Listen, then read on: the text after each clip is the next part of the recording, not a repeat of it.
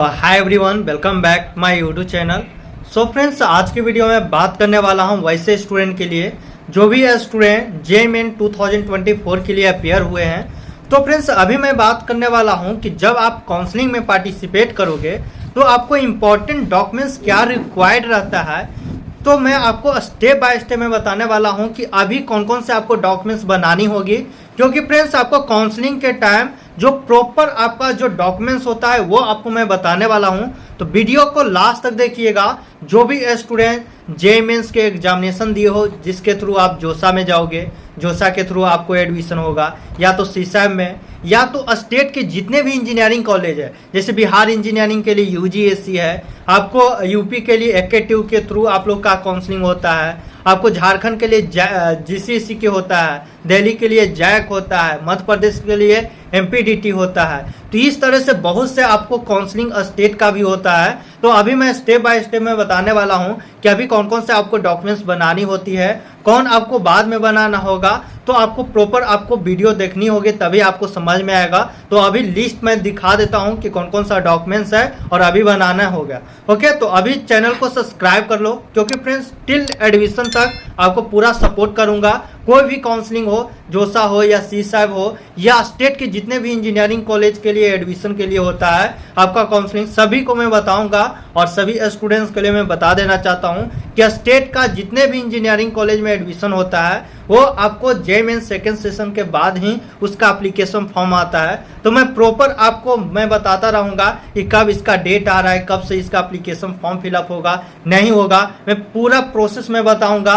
तो अभी आप लोग टेलीग्राम एवं व्हाट्सएप ग्रुप में ज्वाइन हो जाओ, ताकि कोई भी नोटिफिकेशन, कोई भी स्टेट के गवर्नमेंट हो या जोसा से रिलेटेड या एनटीए से रिलेटेड कोई भी इंफॉर्मेशन रहता है, मैं सबसे पहले आपको जानकारी दे देता हूं। ओके, तो सबसे पहले आप लोग टेलीग्राम ग्रुप में ज्वाइन हो जाओ।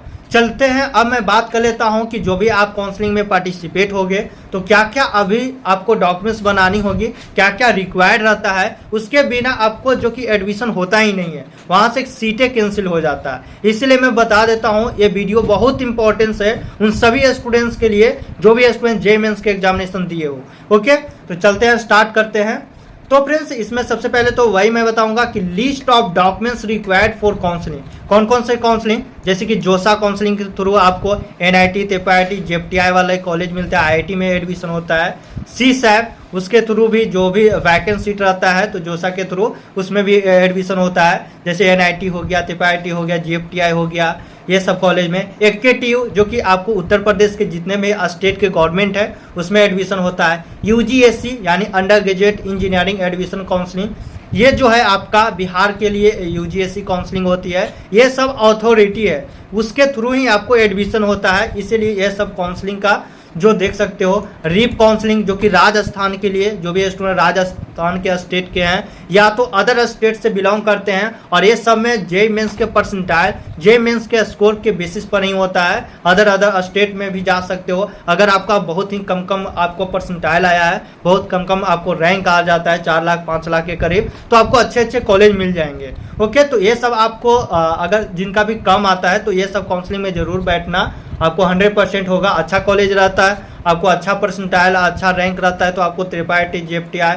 या तो एनआईटी में तो हो जाता है। लेकिन थोड़ा बहुत कम है, जैसे 60 परसेंटाइल है, 50 परसेंटाइल है, तो ये सब काउंसलिंग में आपको बैठना होगा और अच्छे से काउंसलिंग करना होगा, तो आपको कॉलेज मिल जाएंगे। जैसे कि जीसीयूसी हो गया, जो कि झारखंड स्टेट के लिए है, जैक है जो कि दिल्ली के स्टेट के इंजीनियरिंग कॉलेज है, त्रिपाठी दिल्ली हो गया, ये सारा काउंसलिंग आपको इसी के थ्रू होता है। Okay, JEE mains 2024 admission.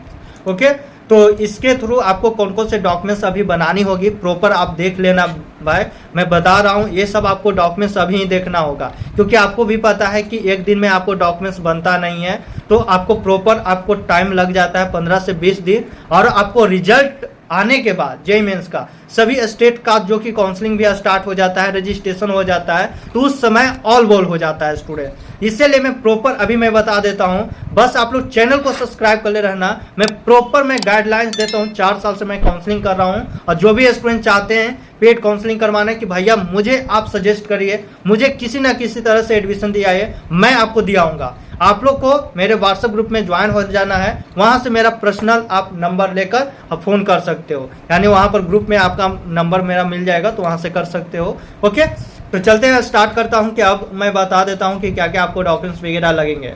तो फ्रेंड्स ये सब तो रिक्वायर्ड है, ये आपको मैंडेटरी है कि आपको ये सब तो रहना ही चाहिए। इसके बिना तो आप भूल ही जाओ एडमिशन लेने के लिए। जैसे कि 10th का मार्कशीट हो गया, ओरिजिनल हो गया जो कि 3 साल के बाद मिलता है, ये आपको लाना होगा पहला बात। उसके बाद जैसे कि 12th का मार्कशीट हो गया, उसका ओरिजिनल, तो ओरिजिनल और ना तो आपका अभी इसका मार्कशीट होगा, क्योंकि अभी रिजल्ट बहुत से स्टेट्स के लिए नहीं भी आया है, कुछ को बिहार बोर्ड के लिए तो अभी आ गया है। तो ये सब के लिए आपको उस टाइम जब काउंसलिंग होगा जोसा का या स्टेट का काउंसलिंग का, उस टाइम सभी का रिजल्ट आ जाएगा। तो आपको अभी नहीं सोचनी है, आपको बस ध्यान रखना है कि क्या क्या आपको लगेगा, ये सब आपको जो कि चीज़ें है, जैसे कि 12th का मार्कशीट, ओरिजिनल सर्टिफिकेट। उसके बाद प्रोविजनल सर्टिफिकेट आपको 10-12 का होगा, वो आपको लेकर आनी होगी। TC, transfer certificate and migration certificate, ये आपको कंपलसरी होनी चाहिए, इसके बिना आपको कुछ नहीं होने वाला है। करेक्टर सर्टिफिकेट, आप जो भी कॉलेज में पढ़ रहे होगे या तो जो भी स्कूल में 10+2 किए होगे, तो करेक्टर सर्टिफिकेट वहीं से मिल जाता है। आधार कार्ड, गवर्नमेंट आईडी प्रूफ, ये आपको 100% ये सारा चीज़ें आपको होनी ही चाहिए। अगर फ्रेंड्स ये नहीं रहता है तो इसके बिना आपको कहीं पर भी एडमिशन नहीं होगा। तो ये तो मैंने बता दिया कि ये आपको मैंडेटरी है, इसके बिना हो ही नहीं सकता है।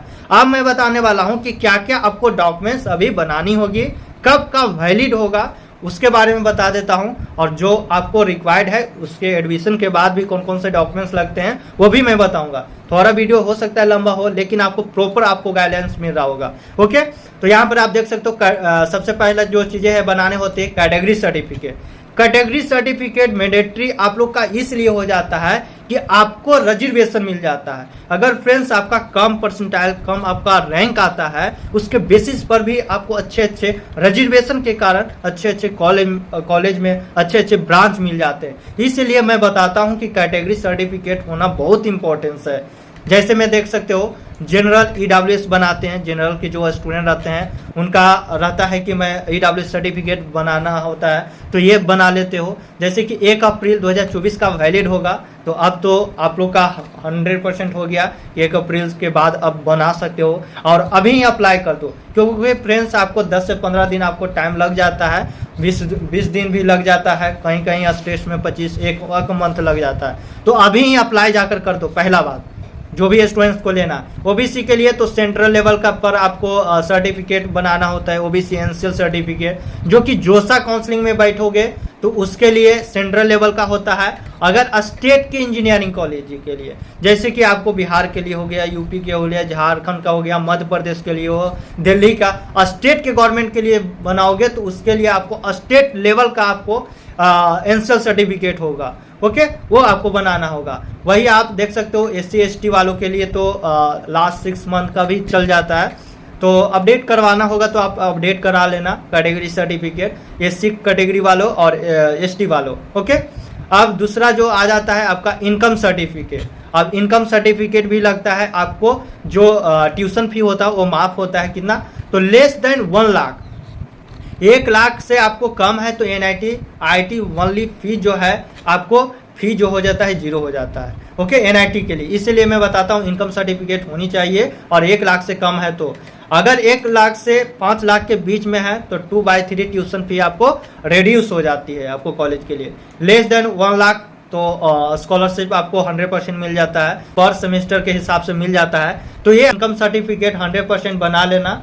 ओके, अगला मैं बता देता हूँ जो कि यहाँ इंपॉर्टेंस है डोमिसाइल, यानी रेसिडेंशियल सर्टिफिकेट होता है, तो ये आपको बनाना होगा। जैसे कि नो नीड इन जोसा के लिए नहीं चाहिए, लेकिन अगर बनाना चाहते हो तो बना लेना। लेकिन फ्रेंड्स नीड इन एकेटिव, जैसे कि यूपी के लिए जाओगे, जैक GC के लिए जाओगे, MPDT के लिए जाओगे, RIP के लिए जाओगे, अगर आप 12th फॉर्म आउटसाइड स्टेट से हो तो ये तो 100% लगेगा, क्योंकि आपको रिजर्वेशन मिलता है। अगर बाहर से जाते हो तो वहाँ के जो स्टूडेंट रहते हैं प्रॉपर उसी स्टेट्स का, उसका तो रिजर्वेशन मिलता है, तो डोमिसाइल देख लेता है तो उससे आपको पता चल जाता है कि इसको कितना मिलना चाहिए। ओके, तो ये तो आपको कंपलसरी डोमिसाइल बनाना होगा और इसके साथ साथ आपको स्कॉलरशिप भी प्रोवाइड होता है इसी के बेसिस पर, यानी कि जो डोमिसाइल वहीं के हो गए वही स्टेट का तो उसका ज़्यादा मिलता है, वही अदरवाइज रहते हैं तो उनको नहीं भी मिलता है, इसीलिए आपको डोमिसाइल होनी चाहिए। उसके बाद है फ्रेंड्स PWD सर्टिफिकेट। वैसे स्टूडेंट जो पर्सन विद डिसेबिलिटी कोटा से बिलोंग करते हैं तो उनको 5% जो कि आपको रिजर्वेशन मिलता है, जो 7C से रिजर्वेशन स्टेट काउंसलिंग के लिए भी, तो आपको स्टेट के जितने भी काउंसलिंग में पार्टिसिपेट होगा उसमें भी मिलेगा और साथ साथ जोसा और सीसम में भी। ओके, उसके बाद डिफेंस कोटा से अगर बिलोंग करते हैं, आपके फादर से या आपके जो भी पूर्वज हैं वो डिफेंस में से आते हैं, एयरफोर्स या आर्मी वगैरह में, तो जो भी है तो उसका भी रिजर्वेशन मिलता है। हर स्टेट का अलग अलग होता है, तो ये आपके पास है तो जरूर बना लेना। और उसके बाद मेडिकल सर्टिफिकेट आपको बनाने होते हैं। बहुत से स्टूडेंट का आता है कि भैया मेडिकल सर्टिफिकेट कब का बनानी होगी, तो फ्रेंड्स आफ्टर एडमिशन, अभी आपको नहीं बनानी है, आपको मेडिकल सर्टिफिकेट का जरूरत बनेगा, जो कि हर कॉलेज का अपना अपना मेडिकल सर्टिफिकेट का फॉर्मेट होता है, उसी के थ्रू आपको बनाना होगा। वो मैं बता दूंगा जैसे ही एडमिशन होगा, प्रक्रिया स्टार्ट होगा तो मैं बता दूंगा। हर कॉलेज का फॉर्मेट आपको टेलीग्राम ग्रुप में प्रोवाइड करा दूंगा, तो वहाँ से आप देख लेना। और जितने भी कैटेगरी सर्टिफिकेट है मैंने बता दिया हूँ कि कैटेगरी के लिए अगर आप स्टेट के लिए जाते हो कोई भी आप ब्लॉक में, तो वहाँ से भी बन जाएगा, या तो फिर आप जोसा के फॉर्मेट में बना लेना। ओके, नहीं आपको लगता है कि चीज़ें नहीं बन रहा है तो आप जोसा के जो फॉर्मेट है मैं उसका भी टेलीग्राम ग्रुप में दे दूंगा उसका PDF, तो वहाँ से कर लेना। ओके, उसके बाद आ जाता है भाई आप लोग का जो कि गैप ईयर सर्टिफिकेट, जो कि आफ्टर एडमिशन होने के बाद ही ये बनाना होता है। वैसे स्टूडेंट रहते हैं जो 1-2 साल गैप कर देते हैं उनके लिए, और उसके बाद फाइनल एडमिशन लेते हैं कोई भी इंजीनियरिंग में, उसके लिए है। उसके बाद फ्रेंड्स आपको anti ranking certificate after admission, ये भी आपको एंटी रैंकिंग बनता है, रैंकिंग वगैरह होता है, उसके लिए आपको सर्टिफिकेट बनाना होता है कि कोई भी चीज़ें अनफेयर ना करे, इसके लिए। उसके बाद है प्रोविजनल सीट अलॉटमेंट लेटर, तो ये आपको जब भी आपको जोसा का सीट मिलेगा या स्टेट का जितने भी इंजीनियरिंग कॉलेज होता है उसका अगर प्रोविजनल आता है तो वो आपको ले जाना होगा काउंसलिंग के time. JEE mains and JEE advance का एडमिट कार्ड होनी चाहिए, अगर कोई भी में भी एडमिशन लेना चाहते हो जोसा के थ्रू, तो ये सब आपको होनी चाहिए। स्कोर कार्ड भी आपको जब आएगा उस टाइम आएगा तो मैं बता दूंगा उस टाइम का स्कोर कार्ड और एडमिट कार्ड अभी से, इसीलिए मैं बता देता हूं ताकि आप सभी स्टूडेंट्स अपना रिक्वायर्ड कर लो, अपना जहां पर भी है आपको सेव करके रख लो ताकि आगे कोई भी प्रॉब्लम ना हो, झंझट ना हो, उसके लिए। उसके बाद है बैंक अकाउंट पासबुक, आपका बैंक अकाउंट पासबुक पर्सनल होनी चाहिए, ऐसा नहीं कि फादर्स का मदर्स का चल रहा है तो नहीं, आपका पर्सनल होना चाहिए। अगर नहीं बनाए हो तो अभी भी टाइम है, आपको 1 मंथ का जाकर बना लो। ओके, उसके बाद है पासपोर्ट साइज फोटोग्राफ 20 पीस। मैं आपको बता देता हूं कि बहुत से स्टूडेंट का फोटोग्राफ में हो जाता है कि एप्लीकेशन फॉर्म में खुद डाल देता है, जाते जाते 15, 10, 8, 9 वो बनाता है तो उसका लग जाता है। इसलिए मैं बता देता हूं कि फोटोग्राफ जो एप्लीकेशन फॉर्म में डाले हो JEE मेंस का वही टिल एडमिशन तक लगने वाला है, तो लगभग अभी जो है 20 पीस आप निकलवा लेना, वही फोटो, दूसरा नहीं फोटो आपको चलेगा। तो ये आप देख लेना, इतना मैंने सारा इम्पोर्टेंस बता दिया। अगर इतना नहीं है तो आपको एडमिशन में आपको जो सीट भी मिलेगा वो कैंसिल हो सकता है, तो आपको तो इतना तो 100% बना लेनी है और ये सब आपको रहेगा तो ये सब आपको बेनिफिट मिलेगा। ओके फ्रेंड्स, आगे जितने भी चीज़ें आएंगे मैं आपको बताता रहूँगा, कोई भी लेटेस्ट अपडेट आएगा तो आपको मैं बताता रहूँगा। तो अगर फ्रेंड्स वीडियो अच्छा लगा हो तो एक लाइक कर दीजिए ताकि इसी तरह से आपको मैं हर अपडेट के साथ बना रहा हूँ। ओके, तो टिल एडमिशन तक मैं आपको पूरा सपोर्ट करूँगा, तो बस आप लोग चैनल को सब्सक्राइब कर लो। चलते हैं, thank you so much friends.